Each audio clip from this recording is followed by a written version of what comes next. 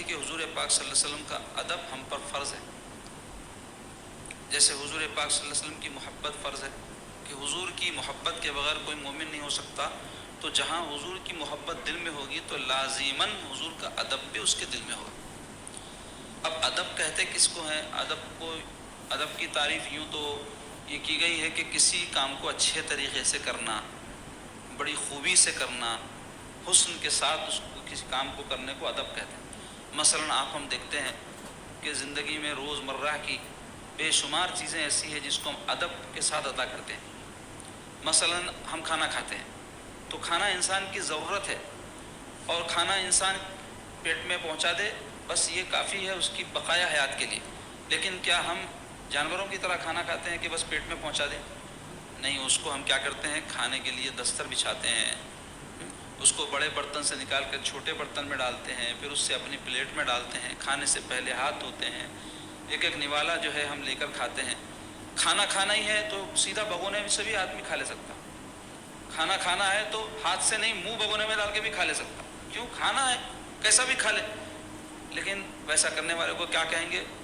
تہذیب نہیں ہے اس میں، بدتمیز انسان ہے، جانوروں کی طرح حرکتیں کر رہا ہے.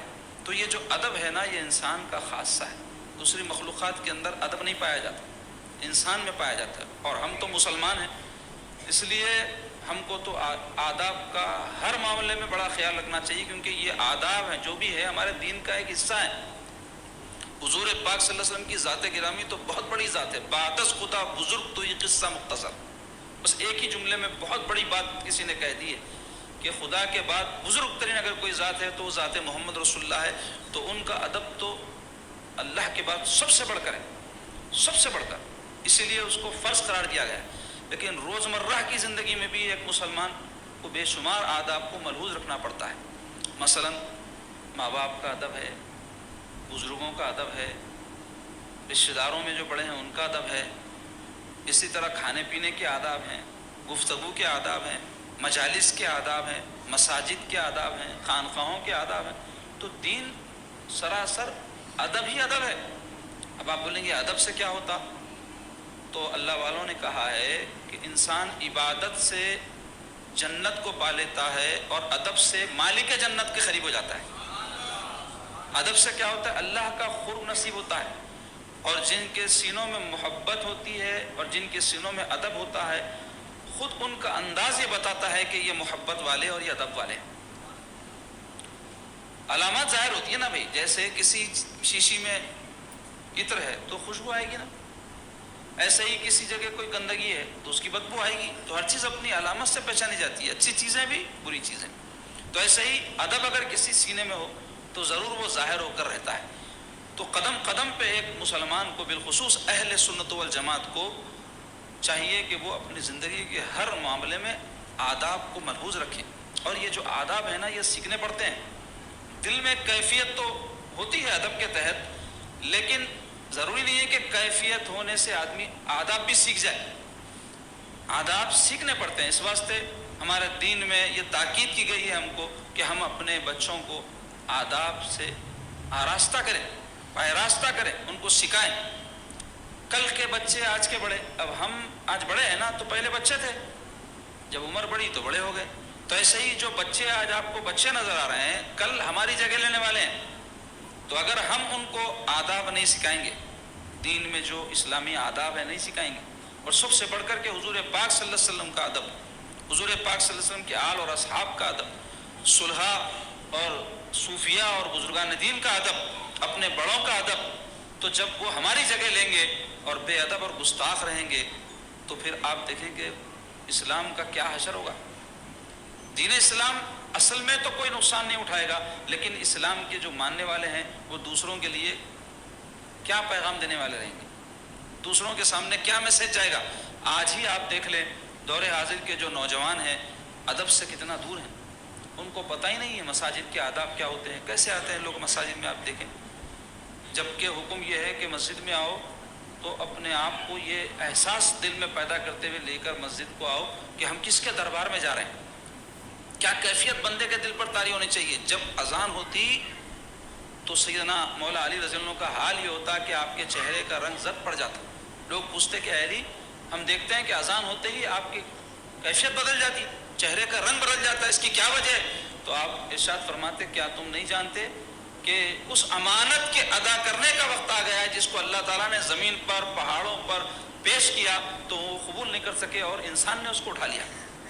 تو اس امانت کی ادائیگی کا احساس جب دل میں پیدا ہوتا ہے تو ایسی کیفیت اللہ والوں کی ہوتی ہے. اس کے علاوہ بزرگان دین کا کیا حال رہتا تھا؟ بے شمار اس حوالے سے واقعات ہیں کہ وہ جو اپنی زندگی کے اندر اپنے آپ کو محدود کر لیا کرتے تھے، حدوں کا پابند کر لیا کرتے تھے. یہ ادب کی وجہ سے تھا. کیوں؟ اللہ تعالیٰ کی حضوری کا احساس ہمیشہ ان کے دل میں رہتا تھا. ان کو جو ذکر کے ذریعے سے، مراقبات کے ذریعے سے، اللہ والوں کی صحبتوں کے ذریعے سے دل میں ادب کی کیفیت پیدا ہو جاتی تھی تو ہر حال میں ادب وہ ملحوظ رکھا کرتے تھے. آج آپ دیکھیں نوجوان نسل کا کیا حال ہے، اس کے اوپر تفصیل بیان کروں تو بہت لمبی داستان ہے، وہی ایک مستقل موضوع ہے، لیکن چونکہ وہ موضوع ہمارا ہے نہیں اس لیے اس کی تفصیل میں نہیں جاؤں گا. ایک بات ضمناً آ گئی تو میں بیان کر دیا. مختصر یہ کہ عزیزو، آداب تو بہت سارے ہیں لیکن سب سے بڑھ کر، سب سے ضروری اور لازمی جو ادب ہمارے لیے ہے وہ ہے ادب مصطفیٰ صلی اللہ علیہ وسلم، حضور پاک صلی اللہ علیہ وسلم کا ادب. کیوں؟ حضور پاک صلی اللہ علیہ وسلم کی وہ شان ہے کہ کسی نے کیا خوب کہا ہے، ادب گاہیست زیر آسماں از عرش نازک تر، نفس گم کردہ می آئے جنید و بایزید ای جاں. کیا کہتے ہیں شاعر؟ فارسی کا شعر ہے، بڑا زبردست شعر ہے. شاعر کہتا ہے کہ آسمان کے نیچے ایک مقام ایسا بھی ہے کہ جس کا جو مرتبہ ہے وہ عرش سے بھی زیادہ نازک ہے.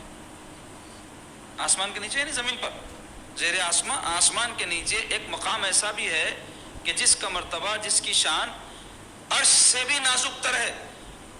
وہ کون سا مقام ہے؟ وہ ہے رسول پاک صلی اللہ علیہ وسلم کی قبر مبارک، حضور پاک صلی اللہ علیہ وسلم کا روضہ، حضور پاک صلی اللہ علیہ وسلم کا شہر پاک مدینہ طیبہ، مدینہ، پھر اس میں سرکار کا روضہ، پھر اس میں سرکار کی قبر انور. ایسا نازک مقام ہے، عرش سے بھی زیادہ نازک. اور وہ مقام کی شان کیا ہے؟ شاعر کہتا ہے نفس گم کردہ می آیت جنید و بایزید ای جاں. جنید و بایزید جیسی ہستیاں، حضرت جنید بغدادی رحمۃ اللہ علیہ جن کو سید الطائفہ، اولیاء اللہ کی جماعتوں کا سردار کہا گیا، اور حضرت بایزید کو سلطان العارفین کہا جاتا ہے، تمام عارفین کے سردار. ایسی ہستیاں اپنا نفس گم کر دیا، مطلب اپنی سانس بھی وہاں ادب سے لیتے تھے کہ سانس کی آواز بھی بلند ہو تو کہیں عمل حق نہ ہو جائے. اسی وجہ سے ان اللہ والوں کو یہ مراتب نصیب ہوئے، یہ جو مرتبے بزرگان دین کو حاصل ہوئے. کوئی یہ نہ سمجھے کہ صرف ذکر سے، واعظ نصیحت سے، تلاوت سے، عبادت سے حاصل ہوئے، وہ بھی انہوں نے کیا، لیکن یہ چیزیں قبول اس وقت ہوتی ہے جب بندے میں ادب ہو. تو ان لوگوں میں اس درجے کا ادب تھا کہ اللہ تبارک و تعالیٰ نے ان کو یہ مراتب عطا کی کہ کوئی سلطان العارفین ہو گیا تو کوئی سید الطائفہ ہو گیا. اور کیسا ادب تھا کہ سرکار کی بارگاہ پہ جب جاتے تو سانسیں بھی ادب سے لیتے تھے. یہ ان کی شان تھی.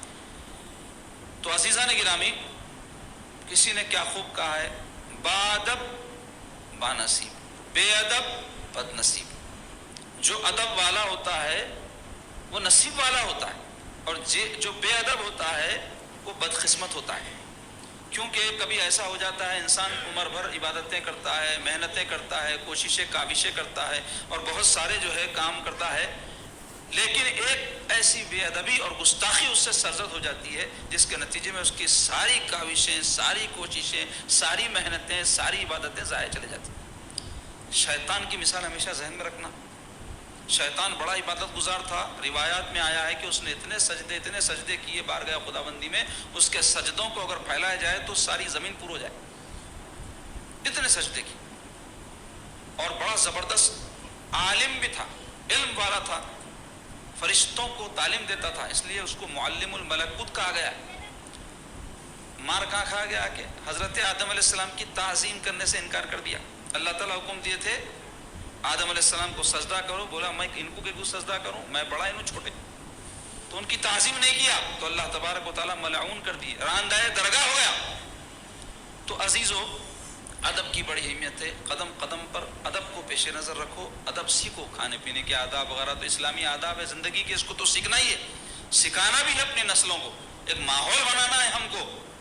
ساتھ ساتھ سب سے زیادہ ادب جس ذات گرامی کا ہے وہ ذات محمد رسول اللہ صلی اللہ علیہ وسلم ہے, تو ان کے آداب ہمیشہ ملحوظ رکھنا چاہیے. کیوں؟ اس واسطے کہ اللہ کے محبوب ہیں وہ, اور ذری سی ان کی شان میں گستاخی اور بے ادبی ساری زندگی کا جو سرمایہ ہے آپ کا اس کو ضائع کر دیں گے. حضور علیہ الصلوۃ والسلام کے آداب کیا ہیں, حضور کی شان کیا ہے, حضور کا مرتبہ و مقام کیا ہے, قرآن مجید جو مقدس اللہ کا کلام ہے اس میں, اور خود آقا علیہ الصلوۃ والسلام کے ارشادات پاک احادیث میں, اور سیرت میں جو واقعات صحابہ اکرام کے آئے ہیں اس میں ہم کو پتہ چلتا ہے کہ سرکار کا ادب اور سرکار کی جو تعظیم اور توقیر کا کیا درجہ اور کیا مقام ہے. بے شمار آیات قرآن مجید میں جس کی تفسیر میں مفسرین نے, علماء نے, محققین نے سرکار کے ادب کے حوالے سے بہت کچھ کہا, لکھا, اور بہت کچھ جو ہے اس سلسلے میں کام ہوا ہے. میں چند آیات تبرکاً سرکار پاک صلی اللہ علیہ وسلم کی تعظیم اور توقیر کے حوالے سے آپ کے سامنے بیان کروں گا. سب سے پہلے تو ایک آیت پاک کی تلاوت کے شرف کے ساتھ میں اپنی گفتگو کا آغاز کیا, جس میں اللہ تعالیٰ فرما رہے ہیں, سورہ فتح کی آیت ہے, انا ارسلناک شاہدا ومبشرا ونذیرا لتؤمنوا باللہ ورسولہ وتعزروہ وتوقروہ وتسبحوہ بکرۃ واصیلا. اللہ تعالیٰ ارشاد فرما رہے ہیں, انا ارسلناک, ہم نے آپ کو بھیجا ہے. حضور پاک صلی اللہ علیہ وسلم کو کس نے بھیجا؟ اللہ نے بھیجا.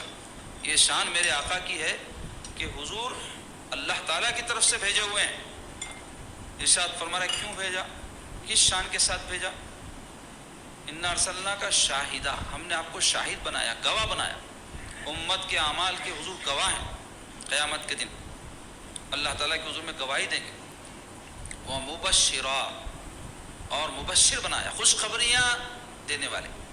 حضور پاک صلی اللہ علیہ وسلم جنت کی, اللہ تعالیٰ کی رضا کی, دین و دنیا کی خیر اور بھلائی کی خوشخبریاں لے کر تشریف لائے.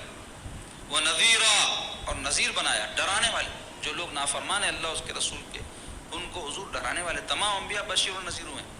حضور پاک صلی اللہ علیہ وسلم کا تو وصف خاص ہے یہ کہ چونکہ آپ آخری نبی اور آخری رسول ہیں, تو آپ جو بشارتیں لے کر آئے, آپ جیسی کوئی بشارتیں لے کر نہیں آئے. آپ اللہ کے عذاب سے جیسے ڈرائے ہیں کوئی نہیں ڈرایا. سرکار پاک صلی اللہ علیہ وسلم کی جب مجلس و محفل ہوتی اور حضور واعظ فرما رہے ہوتے, صحابہ کہتے کہ آنسوؤں کی جھڑی جو ہے بہہ جاتی تھی. سرکار جب واعظ فرماتے دل پھٹ جاتے تھے لوگوں کی, ایسی کیفیت لوگوں کے دلوں پر طاری ہوتی تھی. ایسا حضور پاک صلی اللہ علیہ وسلم اللہ کے عذاب سے ڈراتے تھے.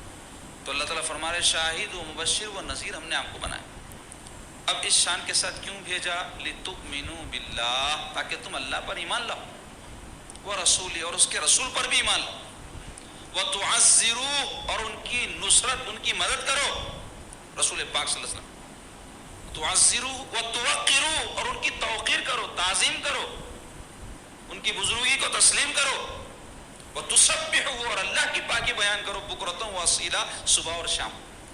تو اس آیت پاک میں اللہ تبارک و تعالیٰ حضور پاک صلی اللہ علیہ وسلم کو کس شان کے ساتھ بھیجے ہیں اور کیوں بھیجے ہیں اس کو بیان فرما رہے ہیں. اس کی تفصیل ہے, بڑی تفسیر ہے اس کی, بڑی وقت نہیں ہے کہ میں اس میں جاؤں تفصیل میں, اس لیے کہ مجھ کو آگے بھی آپ سے بہت کچھ باتیں عرض کرنی ہے. تو صرف اس آیت کے حوالے سے یہی کہوں گا کہ اللہ تبارک و تعالیٰ سرکار کو جو بھیجے ہیں کس لیے بھیجے ہیں, تو ارشاد فرما رہے تؤمنوا باللہ ورسولہ, تم اللہ اس کے رسول پر ایمان لاؤ, اس لیے حضور تشریف لائیں.